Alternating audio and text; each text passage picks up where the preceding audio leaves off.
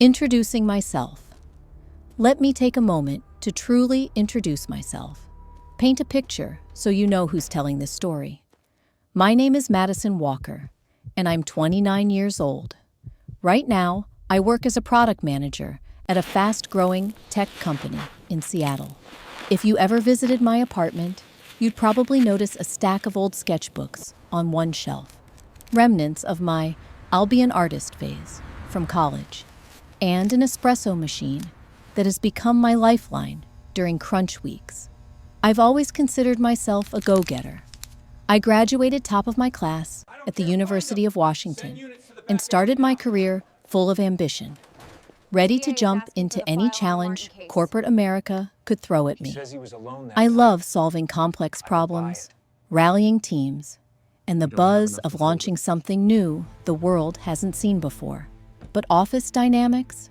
Let's just say, no college course ever prepares you for those. Family means a lot to me, too. I'm the eldest of 3 siblings. So yeah, the responsible one label sticks. My mom's a nurse who worked double shifts to help us through tough times, and my dad has always been the DIY king, building or fixing whatever needed it. They're both my role models in work ethic and resilience. I grew up learning you don't back down just because something or someone tries to overshadow you. Outside of work, I have an oddly fierce passion for hiking the trails around Mount Rainier and a knack for discovering the best indie coffee shops in every city I visit. I'd like to think I'm equal parts logical and creative, persistent yet adaptable, an idealist who has learned, sometimes the hard way, to stand her ground in a world that doesn't always play fair. This story I'm about to share isn't just about the hardships or games people play at work. It's also about how those experiences pushed me to grow, forced me to find my voice, and, eventually, changed how I see myself and what I'm capable of. How it all began. It's funny. We never really know when a chapter in our lives is about to begin, do we? For me, that chapter started on a drizzly Monday morning, right at the beginning of spring. Seattle was still shaking off the last remnants of winter, and I was just as eager to shake off the new girl nerves as I walked through the gleaming glass doors of Evertech's downtown office. I'd landed my dream job, snagging a coveted spot on the product development team after outcompeting dozens of candidates. The pride I felt was matched only by the butterflies in my stomach. From day one, energy in the office swept me up. Open plan desks buzzing with chatter, the hum of brainstorming sessions, and that electric sense that something big was always just around the corner. My team was small, but packed with talent. There was Linda, the head of department, in her early 40s, her presence commanding, but often cryptic behind a practiced smile. And Jason, a product analyst in his early 30s, with a sharp wit and a penchant for quoting obscure tech blogs. At first, I tried to soak everything in, eager to prove myself, not just as a hard worker, but as someone who genuinely belonged there. Linda welcomed me with polite professionalism, her handshake firm, gaze steady, voice laced with encouragement. But something in her demeanor always felt just out of reach. Jason seemed friendly enough in passing, making small talk about food trucks and the best local breweries. But I noticed he rarely collaborated directly with me, preferring one-on-one chats with Linda instead. My first month was a whirlwind. Onboarding lessons, meetings crammed into every free minute, late nights going over project specs, and the thrill of pitching my first concept for a new app feature. I'd come home exhausted but buzzing, convinced I was right where I needed to be. Occasionally, I'd catch glimpses of office politics, hushed hallway chats, sideways glances exchanged during meetings. But I chalked it up to healthy competition. After all, this was tech, and people moved fast. sometimes tripping over each other in the process. Looking back now, I realize that these small moments, passing comments, subtle shifts in tone, were the first pebbles rolling down the hill, gathering into something bigger than I expected. But at the time, I was just too excited, and perhaps a little too optimistic to read between the lines. I had no idea that beneath the surface, a storm was brewing, a test not of my technical skills, but my ability to navigate the tangled web of ambition, resentment, and office politics that was waiting for me just around the corner. When jealousy comes knocking. If you've ever found yourself the subject of attention at work, whether good or bad, you know there's a subtle shift in the air when someone's watching you a little too closely. It happened to me more gradually than I ever could have anticipated. One minute, I was simply putting my head down and getting work done. The next, it felt as if every move I made was under a microscope, and not in a supportive, let's help her grow kind of way. The first sign was small. Linda started assigning me tasks just outside my job description. Extra opportunities, she called them, with a smile that, at first, made me feel grateful she trusted me. But these tasks quickly became thankless chores. Combing through thousands of lines of budget data on tight deadlines, handling scheduling snafus that belonged to other departments, and occasionally being asked to re-review documents she'd already signed off on. It was exhausting, and I found myself staying hours past everyone else, driving home in the blue light of a nearly empty city. Jason's behavior, too, began to shift. In meetings, he offered polite encouragement, but it soon felt rehearsed. I'd catch him making notes during my presentations, or whispering to Linda after I shared my ideas. At first, I told myself was being paranoid. Maybe they truly just cared about the team's output. But when I noticed changes to my reports, numbers tweaked, attributions changed, comments added without explanation, I realized someone wanted my efforts to appear incomplete, to cast doubt on my competence. It was infuriating and confusing in equal measure. Some days, I felt like I was trapped in the world's most polite minefield. Feedback, when it came, was always public and laced with an edge. Madison, did you consider how this affects our beta timeline? Or was there a reason your report included that particular metric? The questions weren't about clarity or collaboration. They were about control, a chess game of undermining without leaving fingerprints. It didn't stop at nitpicking. There were team lunches I wasn't invited to, group chats where I'd find out after the fact that decisions relevant to my projects had already been made. Sometimes I would see a new initiative roll out that suspiciously echoed a concept I'd pitched in confidence to Linda, now packaged as a group effort, or, sometimes, with Jason's name on it. Each time, it felt like the walls of the office were pressing in just a little bit tighter. Outside of work, I tried to shake off the stress, hiking, visiting new haunts for pour-over coffee, telling myself things would get better if I just kept my head down. But each time I returned, the pressure and the subtle antagonism seemed a notch higher than before. I confided in a friend who'd spent years in the tech world. Over lattes, she gave me a sympathetic look and said, "Madison, sometimes people don't want to see you win because it means they might lose." That's when it hit me like a thunderclap. This wasn't just about high standards or my learning curve. This was jealousy, raw, unspoken, and channeled into a campaign of passive-aggressive resistance. My success, or just my potential, was threatening to people who'd become comfortable in their positions. Maybe I came in too eager. Maybe I brought new ideas too fast. Or maybe I was just the latest in a long line of talented hires to be put in her place. The realization was both infuriating and strangely clarifying. For the first time, I saw Linda's reserved approval and Jason's cool detachment, not as personality quirks, but as tactics. My every win would be minimized. My failures, however small, would be magnified. And because everything wore the mask of company culture, feedback, learning moments, team adjustments, I had no immediate proof, nothing I could easily point to as sabotage.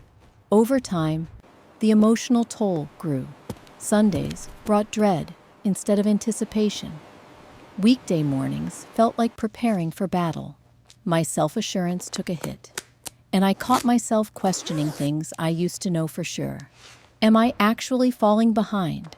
Is it me, or is the environment changing around me? I watched as projects I'd championed got stalled in endless cycles of review. And as my contributions were quietly sidelined, while others received accolades for work I'd originated. The lowest point came during a major quarterly presentation.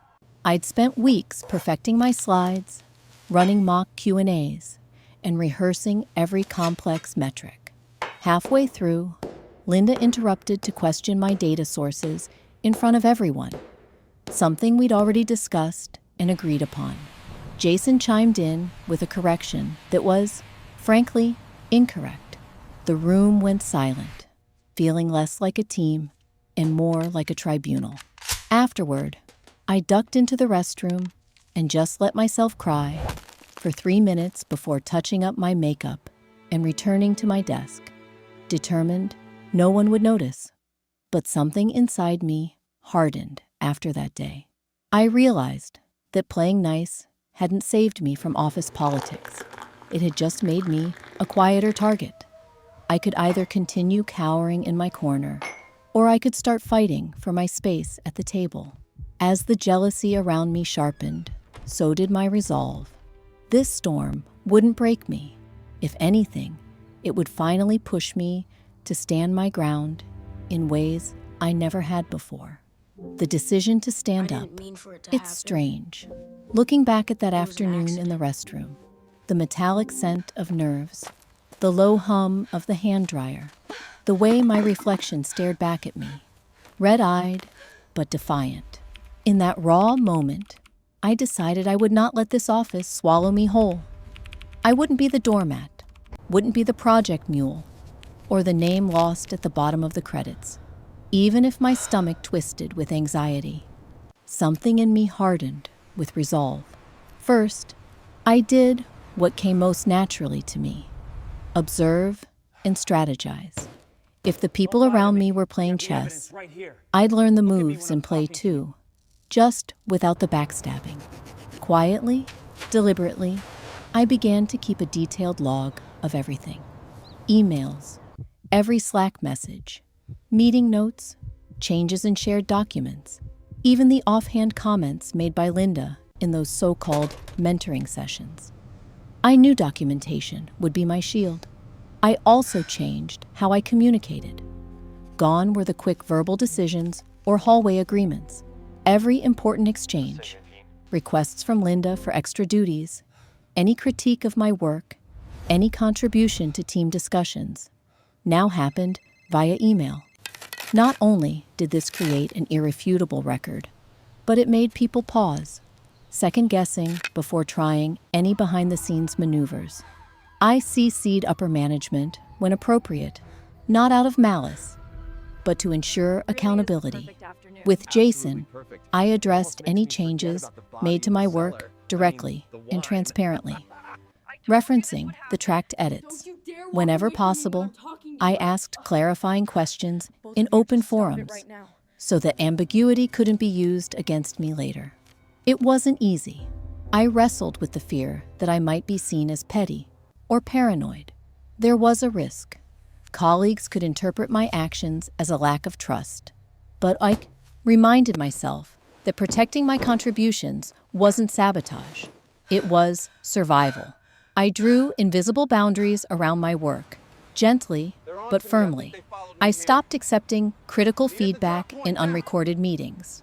I redirected comments back to the agenda or the calendar invite, so nothing would be missed or misrepresented. The most difficult adjustment was emotional. For weeks, my anxiety ricocheted. What if Linda noticed what I was doing? What if she twisted my attempts at professionalism into accusations of insubordination? Every time I second-guessed myself, I remembered that afternoon in the restroom, the real toll of swallowing every slight in silence.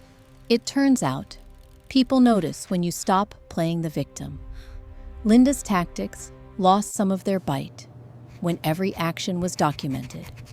Jason's undermining behavior slowed when he realized his edits were highlighted and his credit-taking exposed. One afternoon, after a particularly well-documented project cycle, Linda asked why I was being so formal. I smiled and simply said, "It helps keep everyone on the same page. Don't you think?" There were setbacks. I lost a few supposed friends. The air was thick with gossip for a while, and I had days where it felt like the entire office was tiptoeing around me. But gradually, something shifted. Higher management started praising my thorough documentation and transparent processes. Opportunities that once bypassed me began landing on my desk. Most importantly, I could sleep again, knowing that I'd reclaimed my narrative.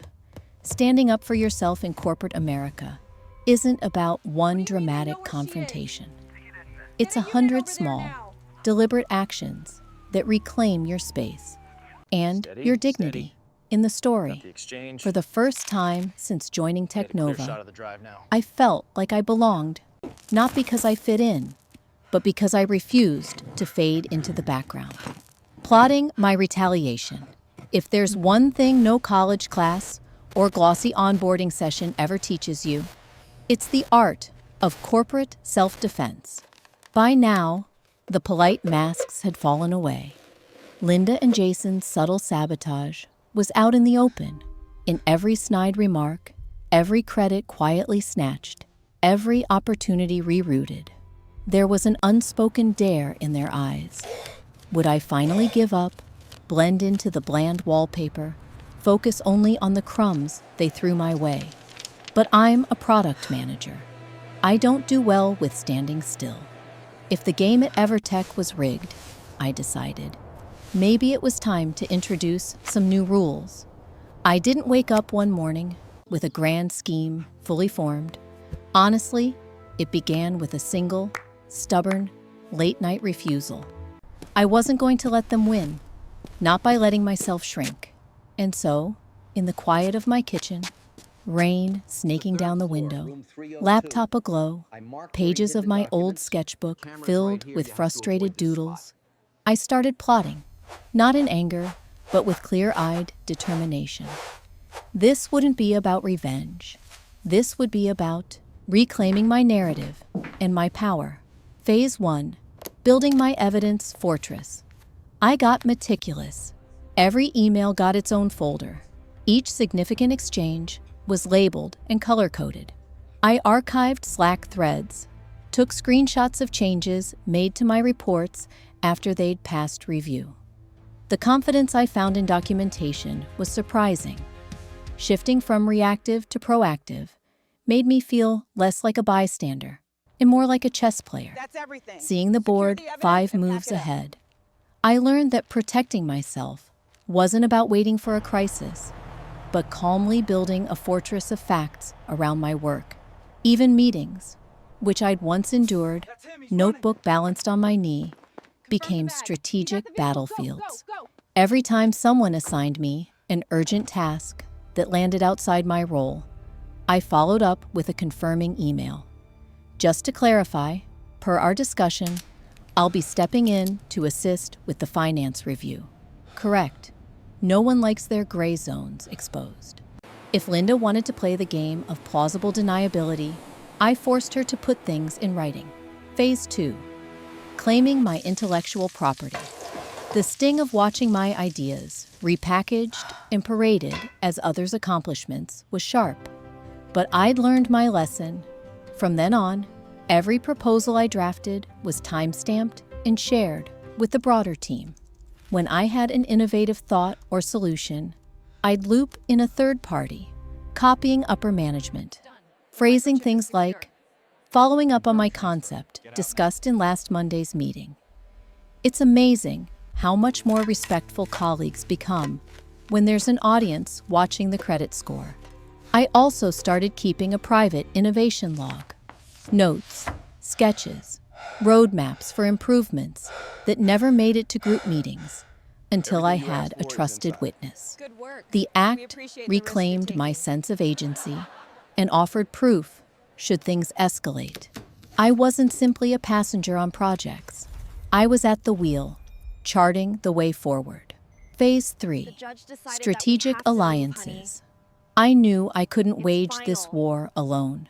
The office wasn't brimming with allies, but I began noticing who else sat at meetings with lips pressed thin, whose ideas routinely got overlooked, which junior analysts typed up others' action items but rarely received credit.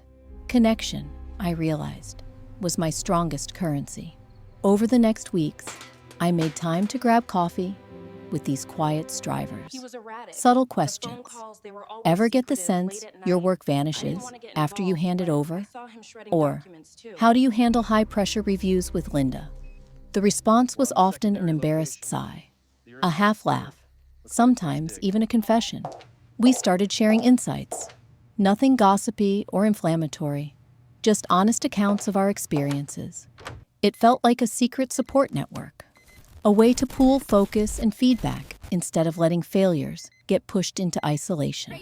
With this circle, I championed their wins in meetings, echoing their points. That's a great suggestion by Marco from Analytics. Let's not lose sight of that. In turn, they gently confirmed my authorship when higher-ups were present. The subtle alliance made undermining harder. The web of accountability grew tighter. Phase 4, composing the ultimate dossier. You have to draw the line somewhere. For me, it was when Jason replaced key data in a quarterly report, without notice, then implied it was my oversight. That night, my adrenaline finally outpaced my anxiety. I spent hours assembling a neat, chronological packet, email chains, document versions, side-by-side comparisons of original and edited files. I included a chart showing instances of task ambiguity, late-night assignments, and how my documented ideas reappeared, unattributed, in subsequent projects. This wasn't just about proving misconduct. It was about demonstrating patterns, shining light on what, until then, had existed only as whispered suspicion and personal frustration. Phase 5, presenting my case and my worth. Armed with my evidence, I reached out to HR, not as a complaint, but as a request for advice and review. I scheduled a private meeting with my skip-level manager, framing everything through the lens of contribution and transparency. I led with my passion for clarity, collaboration, and growth. Once I laid out my side of the story, supported by meticulous documentation, the response was almost stunned silence, then sharp focus. I made an effort not to malign Linda or Jason personally. I believe our team could function more effectively with clear workflows and defined credit for contributions, I explained. I outlined how siloed decision-making and after-hours changes were impacting morale and outcomes, and how I'd tried to raise these issues within the team first. My critics had made things about personalities. I kept things about process, system, and solutions. That's what managers understand. The aftermath didn't explode. It was slow burn. The dominoes fell quietly. HR began an official review of project histories, communications, and deliverables. Suddenly, Linda went silent on her mentoring sessions and team assignments. Jason's name stopped appearing as lead on projects that coincided with my documented contributions. Other team members started reaching out, thanking me for pushing back against a climate of fear. Reflections. Under the surface, what people rarely tell you about office battles is how complicated victory feels. I didn't dance in my living room. I didn't flip anyone off. Instead, I sat in the dusky light of my kitchen and exhaled, feeling both awed by my own stubbornness and wrung out from weeks of tension. Part of me wanted to storm up to Linda and demand an apology. The wiser part reminded me that real wins are quiet, lasting changes, not public showdowns. My retaliation wasn't really about getting back at anyone. It was about refusing to let people rewrite the story of who I was and what I had achieved. It was about claiming my worth, not as a lesson to Linda and Jason, but as a lifeline to myself and to anyone who'd ever felt invisible in a room full of bright ideas. In the tech world, they always say, move fast and break things. Nobody will. I disagree. Sometimes you need to move carefully, patiently, building your wall of proof, your network of allies, your backbone. Sometimes standing your ground and holding the door open for others is its own form of smart, silent, satisfying rebellion. And so my plan wasn't just retaliation. It was reclamation. One documented conversation, one reclaimed idea, one honest alliance at a time, and the workplace, slowly but unmistakably, started to transform in ways I never expected. When the tables turned. If you'd told me months earlier that the very same conference room that had once felt hostile and frigid would become the stage for a turning point, I would have laughed. Yet, there I was, walking in on a Tuesday that felt both ordinary and strange, the air nearly humming with anticipation. This wasn't just another team meeting. Something intangible had shifted. I could sense it in the way people glanced at me, in the silences lingering after my greetings, in the sudden flutter of messages from colleagues who'd previously avoided eye contact. The weeks leading up to this day had been a storm of preparation. My dossier, every painstakingly gathered email, chat transcript, time-stamped idea, and work breakdown, was ready, tucked neatly in a folder that had become my shield. When I say I barely slept the night before, I'm not exaggerating. But mixed with the nerves was a current of relief. For so long, I'd existed in survival mode. Now I felt something new. I felt ready, not just for confrontation, but for change. That day, I was summoned by HR. The message had been professional, but I could tell from its abruptness that it wasn't routine. As I entered the HR manager's office, I saw Linda and Jason already seated, their faces carefully composed, but betraying cracks of uncertainty. For the first time, Linda wouldn't meet my eyes. Jason looked as if he'd rather vanish into his chair. My heart thundered in my chest, but on the outside, I steadied myself, consciously relaxing my shoulders and holding my head high. This was not a moment to appear small. The meeting began formally, HR outlining the purpose. Concerns had been raised about project workflow, documentation, and credit assignment. HR asked each of us to describe in detail our roles and contributions on recent projects. Linda led off, her tone neutral, but her recounting sparse, stripped of the colorful embellishments she'd favored in public settings. Jason followed, offering vague references to collaborative effort and team-based strategy, his gaze flickering back and forth between us. And then, my turn, I drew a breath and spoke plainly, not with anger, not with accusations, but with facts. I presented timelines, original project drafts, documented requests, and the changes made without my consent. I demonstrated, calmly and meticulously, the recurring discrepancies between what I delivered and what ended up in final reports. I showed instances where feedback was never communicated until it was leveraged against me in performance reviews. As I clicked through the evidence, I caught brief flashes of shock, then resignation, on Linda's face. The HR manager's eyes sharpened, their posture shifting from formality to focus. I could feel the room's temperature change. My voice didn't shake. I didn't feel like an imposter. I felt every inch a professional, someone tired of being spoken over, finally claiming my agency. Not as a victim, but as someone determined to set the record straight. The aftermath was not immediate drama, but a slow, undeniable recalibration. HR initiated a thorough review of all project documentation and communication practices. Suddenly, processes that had been shrouded in ambiguity were exposed to daylight. Linda found herself answering for the pattern of assigning me menial tasks under the guise of team responsibilities. Jason's alterations to my reports and presentations, once so easy to obfuscate in private, were now a matter of official record. Within a week, ripples ran through the team. Linda became conspicuously silent, delegating less, her meetings now attended by a supervisory presence from upper management. Jason avoided unnecessary conversations, his bravado fading as team members grew cautious about aligning with him. I, meanwhile, watched as my careful documentation did more than defend me.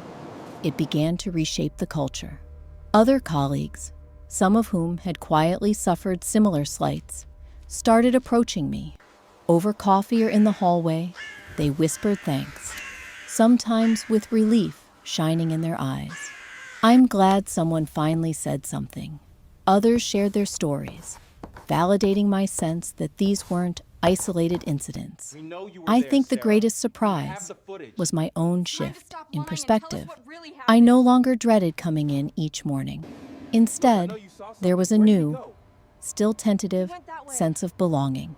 Even those who previously avoided my orbit now offered acknowledgments, small but meaningful. A nod, a good work at yesterday's review, sometimes even an invitation to lunch. In meetings, my ideas weren't just tolerated. They were discussed and built upon. People started seeing me on discussions, crediting me for my contributions. Upper management, previously removed from the granular drama, became noticeably involved. They began sending regular check-ins, and a couple of times I was asked to join brainstorming sessions that shaped upcoming product launches. It wasn't just validation, it was opportunity, proof that clarity and courage could pay off. As for Linda and Jason, the consequences unfolded gradually. Linda was formally reassigned, moving to a role where direct team oversight was limited. Jason received a stern official warning and was placed under closer supervision. There was no public spectacle, but the message resonated. Behavior that had lived in the shadows was finally brought into the light, and it would not be tolerated. Throughout all this, I didn't allow myself the luxury of gloating. Watching Linda pack up her office on a gray afternoon, I felt a complex mixture of relief and sympathy. I didn't want destruction. I wanted fairness, a safe space, not only for myself, but for anyone who ever felt undermined or invisible. What surprised me most were the quiet changes.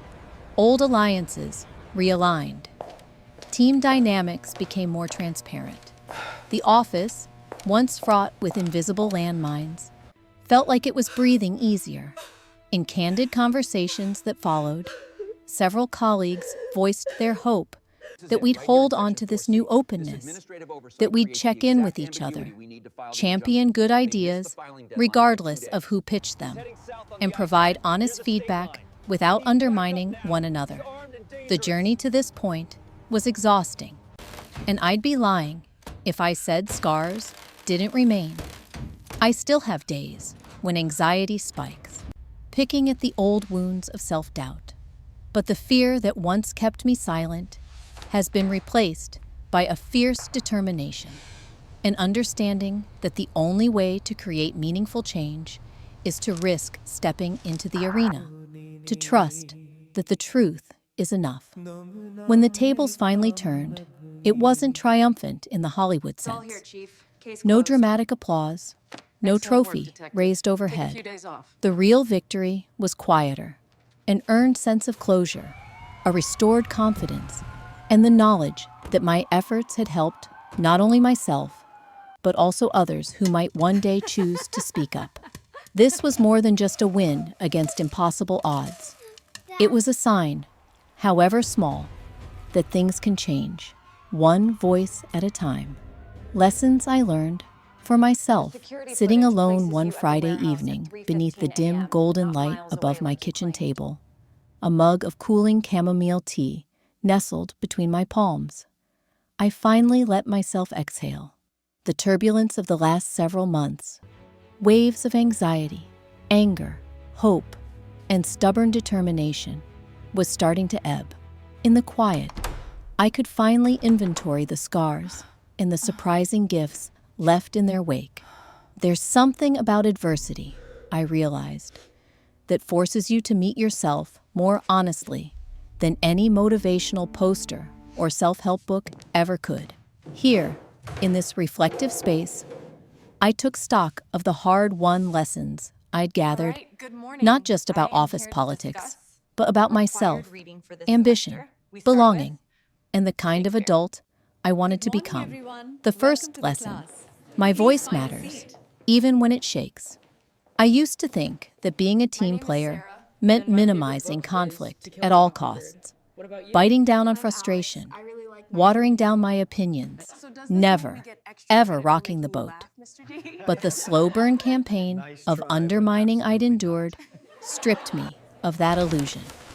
I had to learn the difference between pointless arguing and speaking up for myself, so I wouldn't disappear under someone else's agenda. Every time I forced myself to document, to follow up, to restate my case, even when my heart hammered in my ears, those moments worked like mental push-ups, building up the muscle I needed to assert my point of view. It I saw absolutely how the does. act of The claiming your rawness is what space makes it can be resonate. terrifying, Beautiful. especially for women or anyone expected to go along to get along. But it's also necessary, because if you don't defend your I'm ideas, Investigator Sharma. if you don't I advocate for your apologize own work, interrupting, but I need you to ask hand a few over your questions relevance to regarding the someone incident yesterday who may afternoon. never think twice before taking it. The second lesson: boundaries are more than just buzzwords. The toughest revelation I confronted was how blurry I'd allowed the lines between going the extra mile and being undervalued to become. I thought I was being helpful, showing initiative, brimming with can-do energy. Turns out, those extra tasks, last-minute fire drills, and vague additional responsibilities were not tests of my work ethic. They were tactics, sometimes deliberate, sometimes just the byproduct of a flawed system, to keep me too busy to chase substantive There work is no or need. visibility. The solution I is learned to obvious. recognize the subtle difference between stretching out of my comfort zone and being taken advantage of, guarding my time, clarifying responsibilities, and sometimes If we saying implement this no new approach, didn't make me leveraging the difficult. creator economy, It made my we can contributions significantly more boost our focused market and share. meaningful. Boundaries became an anchor, a gentle but firm presence in every negotiation, meeting, and email thread. Lesson 3: I'm the telling you real this power because of documentation others see your attention and to the accountability. students as a threat. Before all this, I saw documentation as tedious, bureaucratic hoop jumping. The digital paper trail nobody likes, but everyone expects.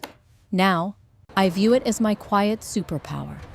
The act of tracking work, saving every version, and keeping receipts isn't about paranoia. It's about clarity. It's about making ambiguity work for, rather than against, you. When push came to shove, my careful records weren't just defensive shields. They became swords for truth. This folder contains Having the facts at accusations hand against you. made it Take a look. impossible to gaslight me, to rewrite history, or to manufacture blame from thin air. It's a lesson I carry into every new project, and one I pay forward by encouraging mentees never to rely solely on trust when clarity is at risk. Lesson 4. Resilience is built in invisible moments. There are 1,000 cliches about tenacity. What doesn't kill you makes you stronger. Fall 7 times, get up 8. But none of them prepare you for the actual experience of facing headwinds you never wanted and doubting yourself every step of the way. My resilience didn't come from grand gestures or big public wins. It grew during the late-night planning sessions, in the uncomfortable conversations with HR, and in the awkward silences after standing up for myself in meetings when my voice quivered. It was built in how I learned to breathe through panic attacks in bathroom stalls and still return to work without letting it shape my words or my worth.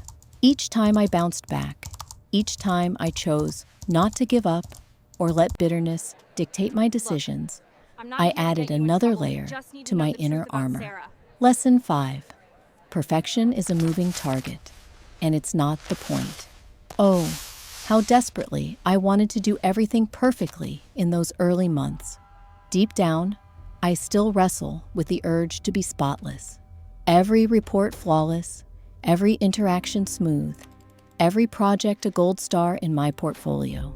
That mindset, though, fed the very anxiety my rivals tried to weaponize.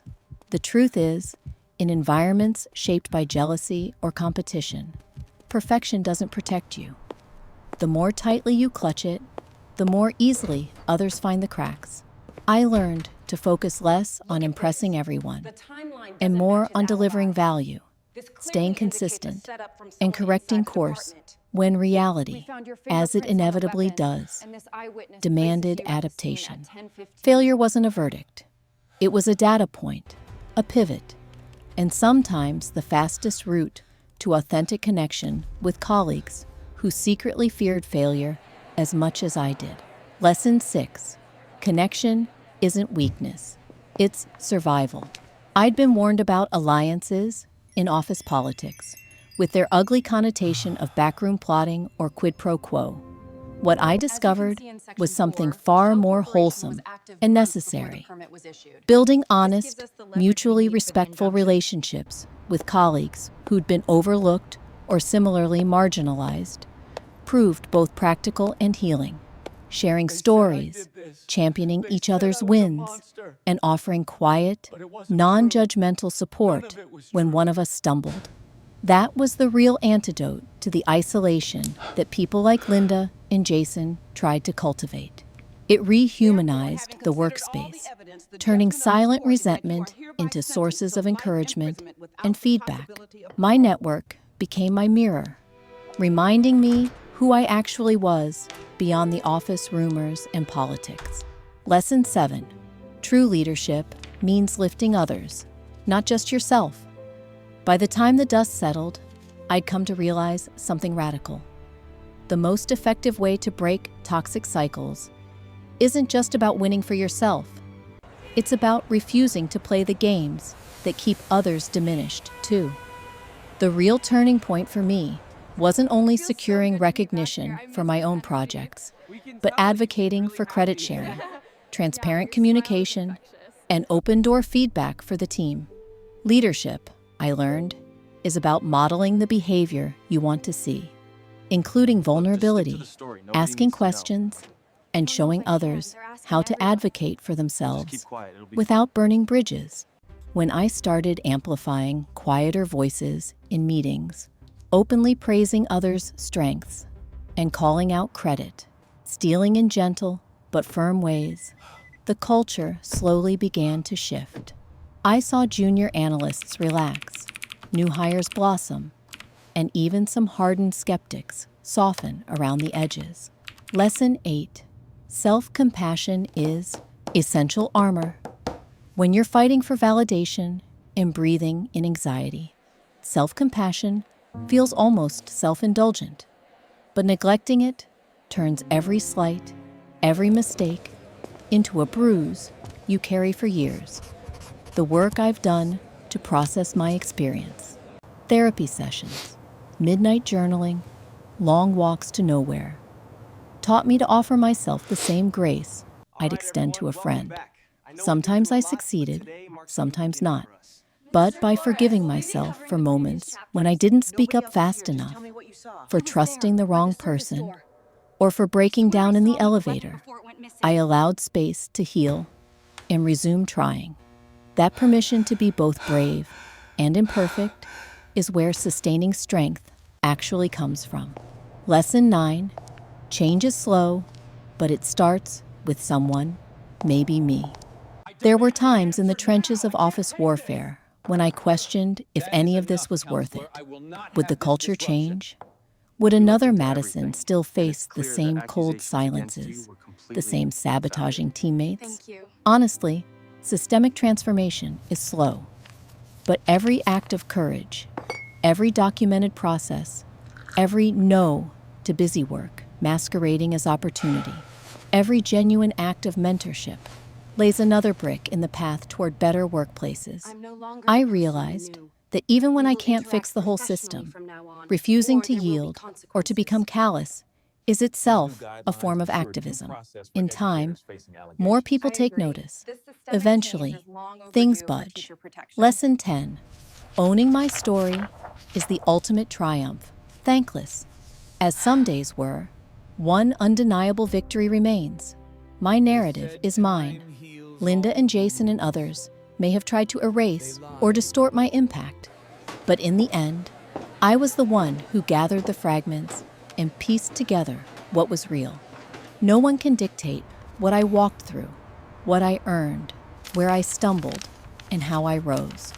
I've become braver, not just in the workplace, but in my private life, too. I'm less afraid to ask for what I need, less willing to retreat at the first sign of conflict, and much more attuned to the ways in which everyday victories, no matter how small, stack up over time. Looking ahead, carrying forward, for myself and others, I won't pretend that, after all this introspection, I've become a sort of bulletproof corporate superhero. Far from it. Even now, when new challenges arise, those old anxieties sometimes flare up. Am I enough?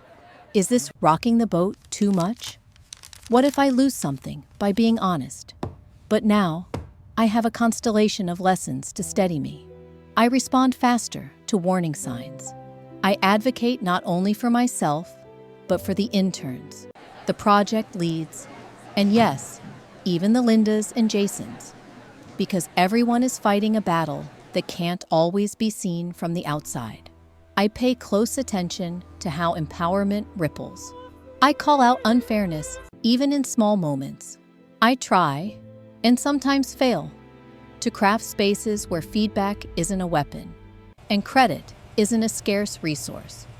The truest lesson is that dignity doesn't come from never stumbling, but from rising every time, a little more sure of what you stand for and whose voices you want to amplify. Corporate America, with its shifting rules and endless ambition, may always feature a few power games. But armed with these lessons, and just a bit more courage than yesterday, I find myself ready, not just to survive, but to build something better wherever I go.